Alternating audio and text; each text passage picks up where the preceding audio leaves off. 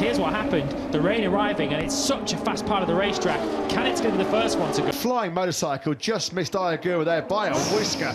Tandem high sides there. Look at Aaron Canet. Iagura was down, Beaubier was down. Oh, dear, that's super scary.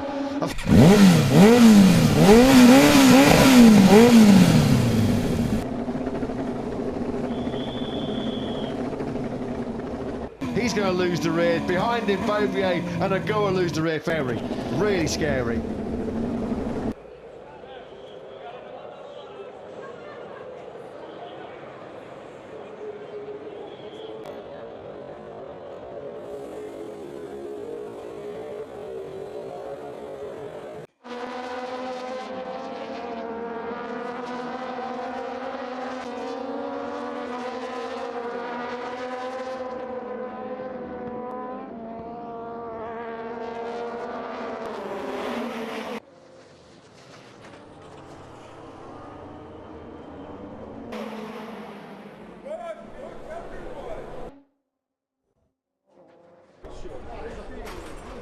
Avanti dietro, tre davanti, avanti dietro.